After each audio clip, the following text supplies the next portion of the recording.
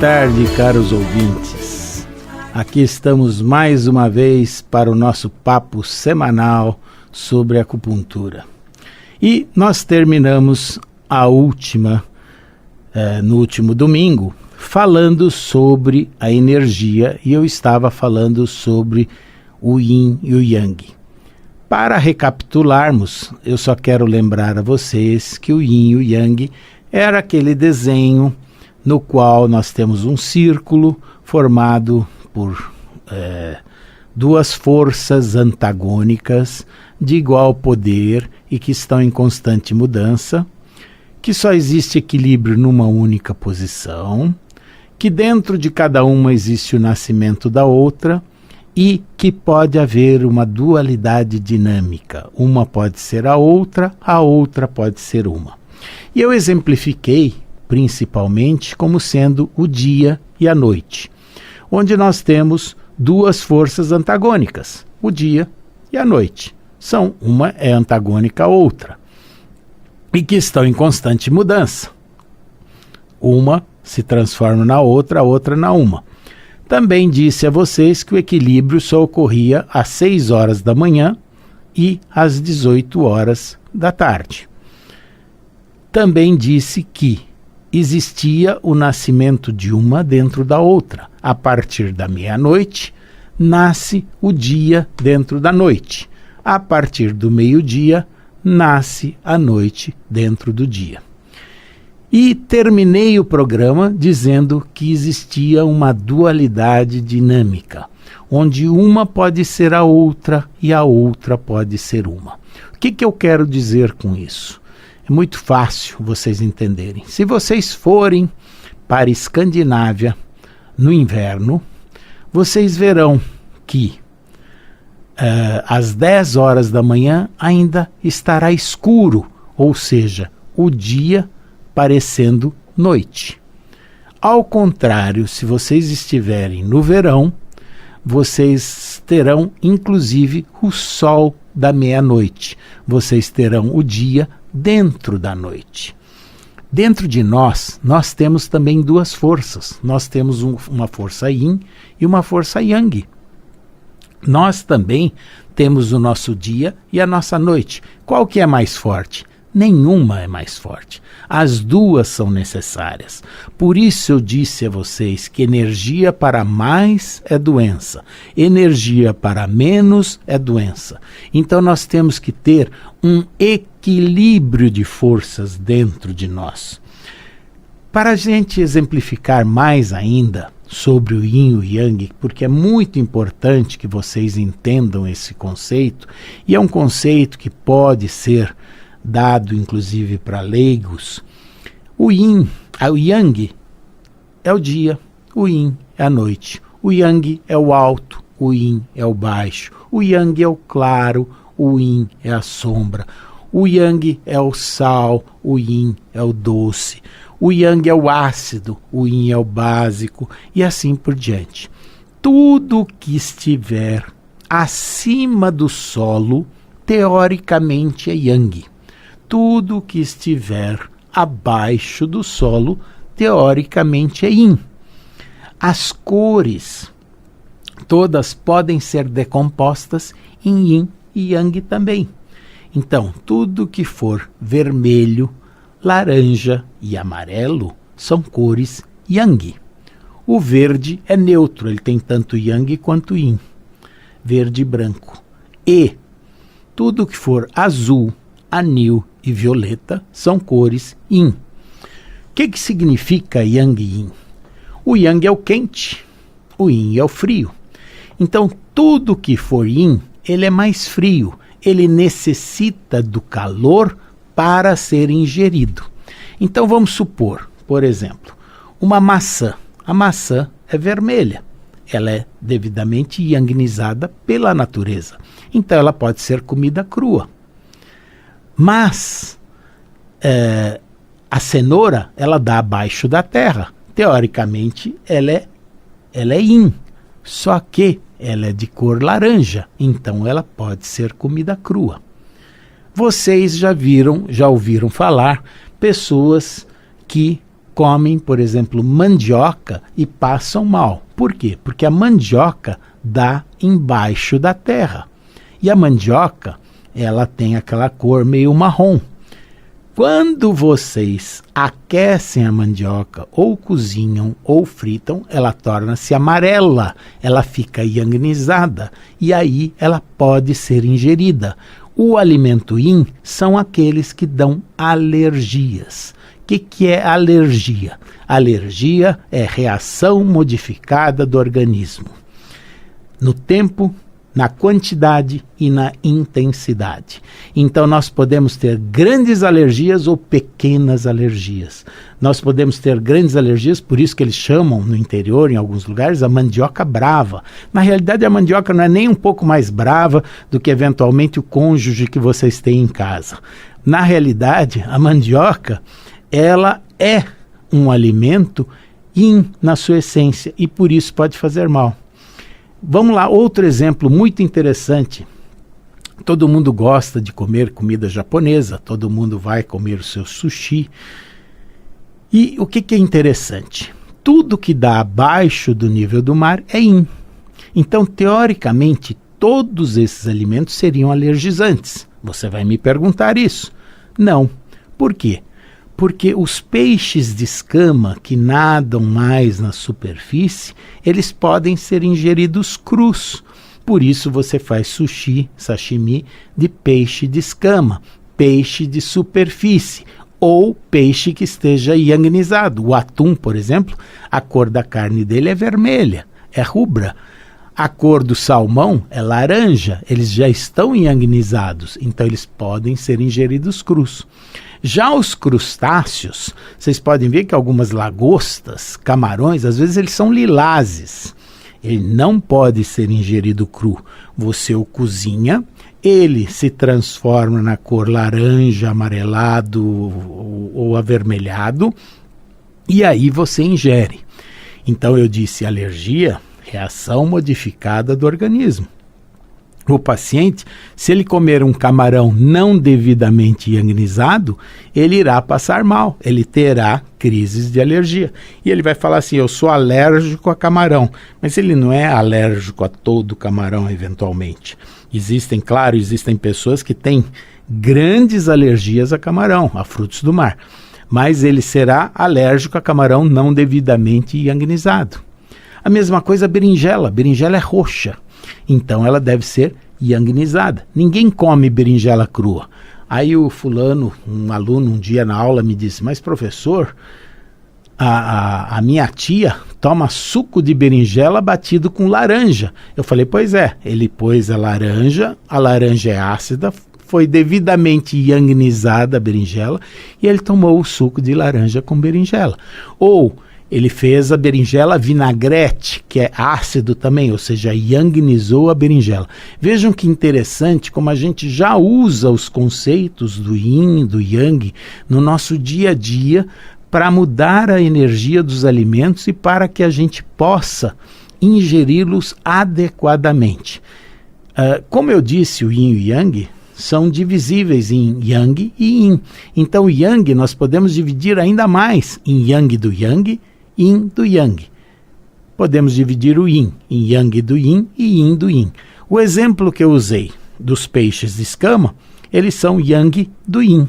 Os camarões são yin do yin. Enquanto que o exemplo, por exemplo, uma fruta, a própria laranja, ela é um yang do yang. Enquanto que já a maçã, que nasce numa região mais temperada, mais fria, ela é um yin do yang. Tanto é que ela é um frio do quente, que ela deve ser, por exemplo, usado nas diarreias. Então a criança com diarreia, qual é a fruta que o pediatra manda comer? Pode comer banana, que é gelado, que é fria, ou banana maçã, ou maçã. Tá certo? Então, na realidade, nós usamos os conceitos do yin e do yang. Eu não posso aqui, óbvio, dar uma aula inteira sobre tudo isso, mas para que vocês tenham uma ideia de como que nós usamos o yin e o yang a favor da nossa saúde. Tá certo? Muito bem, agora chegaram algumas perguntas e eu vou responder as perguntas de hoje. A primeira pergunta é, Luciano Fusinato da Rotisserie Mama Celeste, olha só. Tenho pressão alta e tomo remédios, porém continua alterada. A acupuntura pode ajudar? Sim, Luciano, a acupuntura pode ajudar.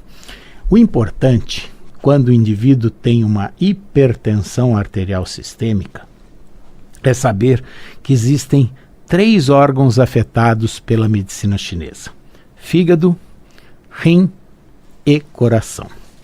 Então, a primeira coisa, indivíduo que está hipertenso, ele já está hipertenso. Ele não tem cura, mas ele tem controle.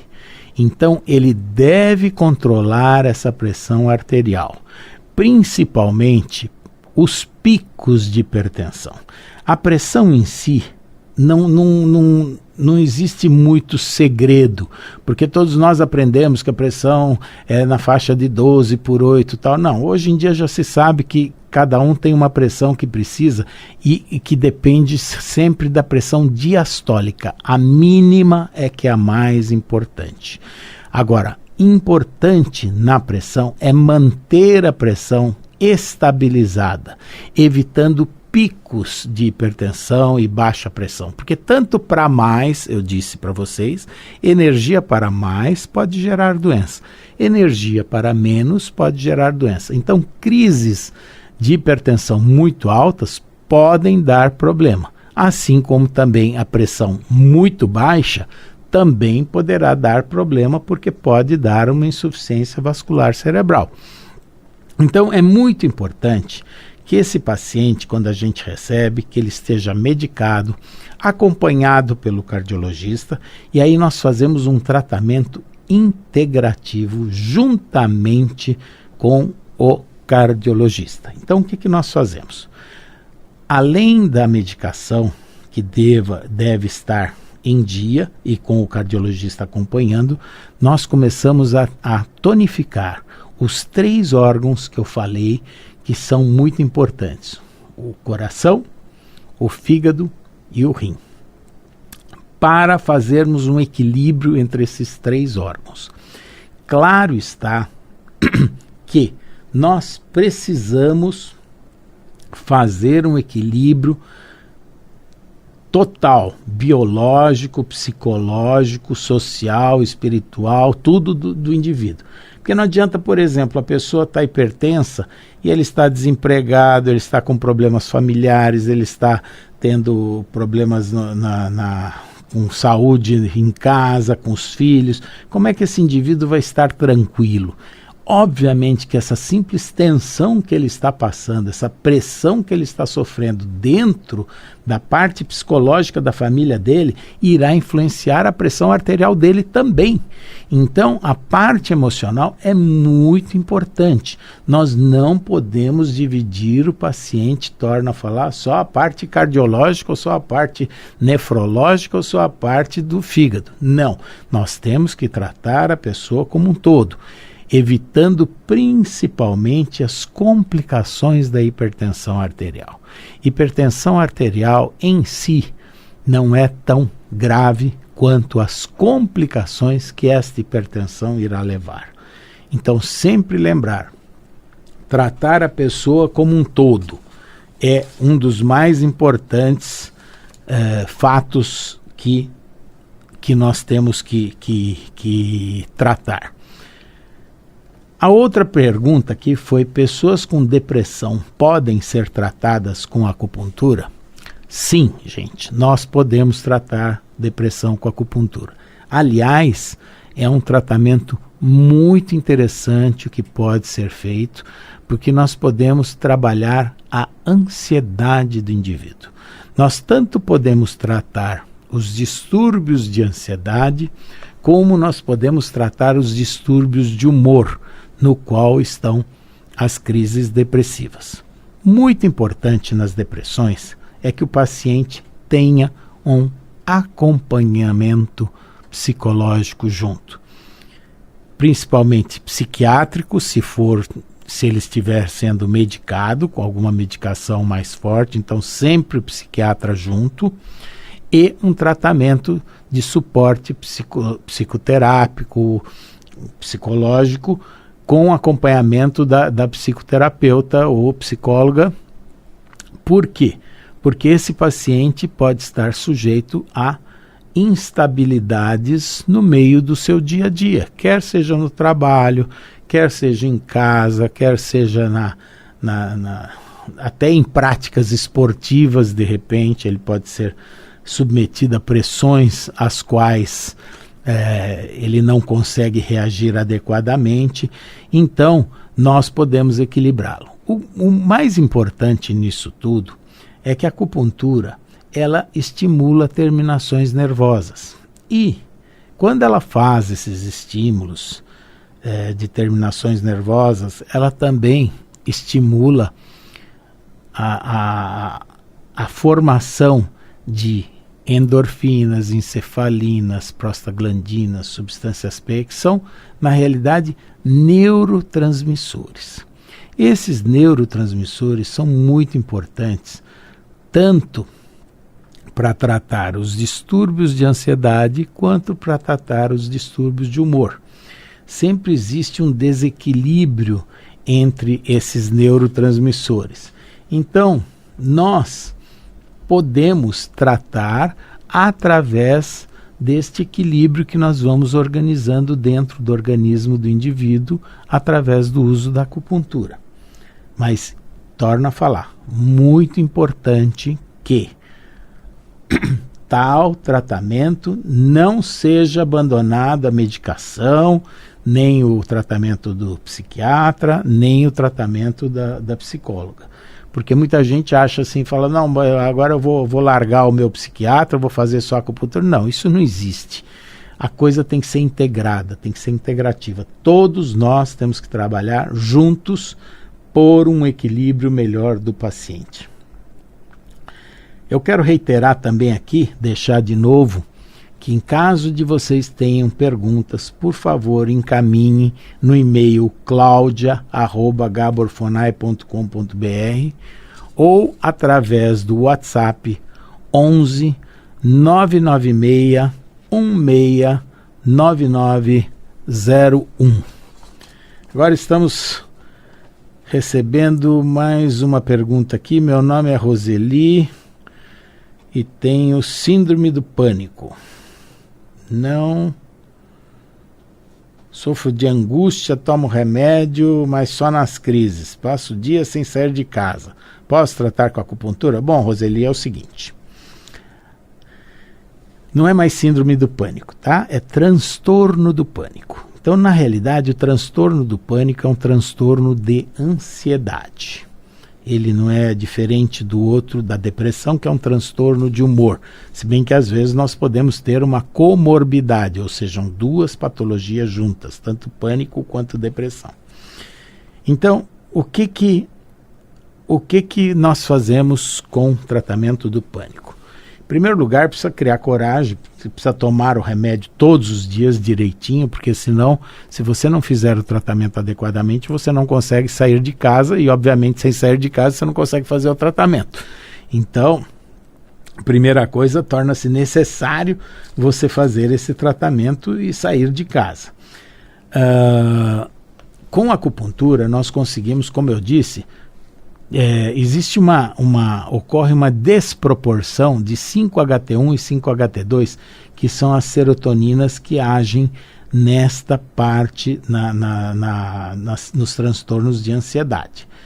Para tratarmos isso, só o uso das simples agulhas já vai ajudar muito, mas, torno a falar, tem que tomar a medicação em conjunto, que não pode ficar sem medicação.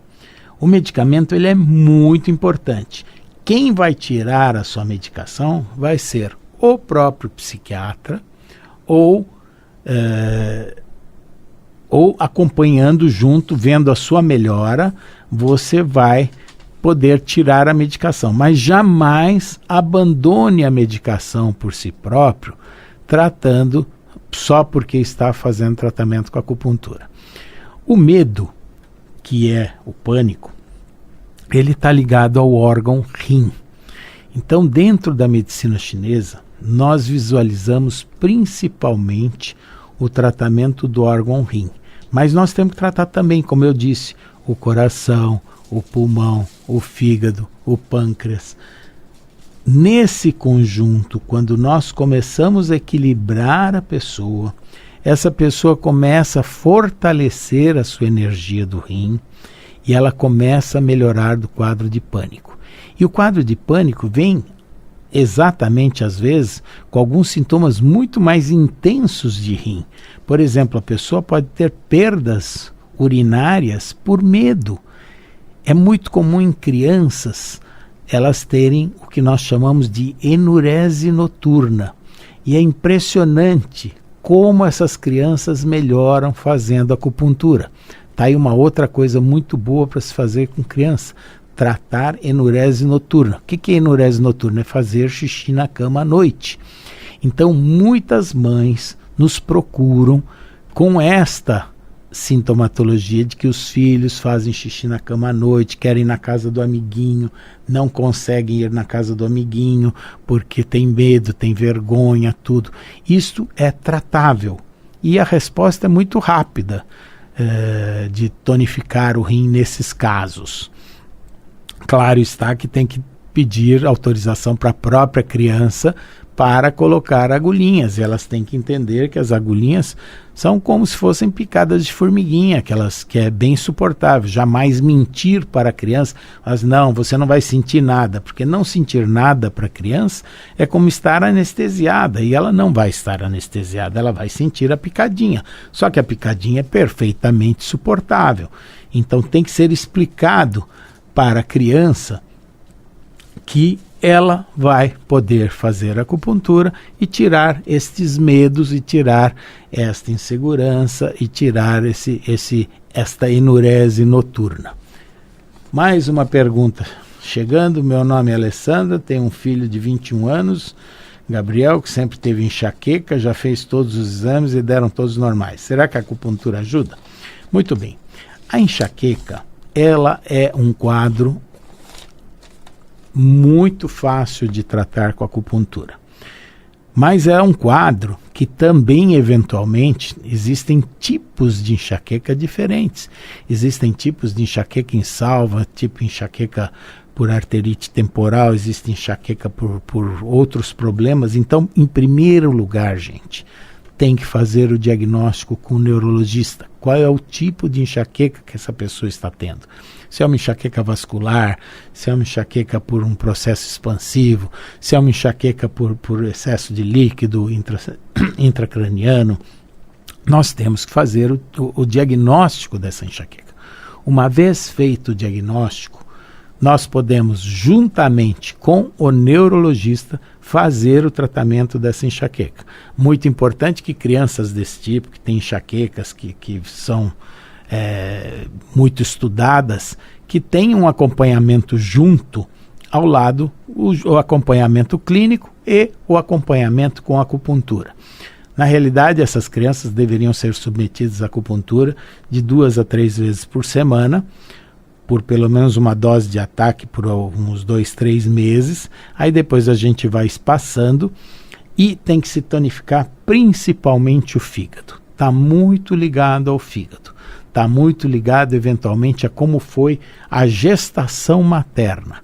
Então, isto torna-se importante fazer esse diagnóstico, fazer essa anamnese, perguntar para a mãe como foi essa gestação, perguntar o que nós temos que ver além do que está aparecendo na pontinha do iceberg.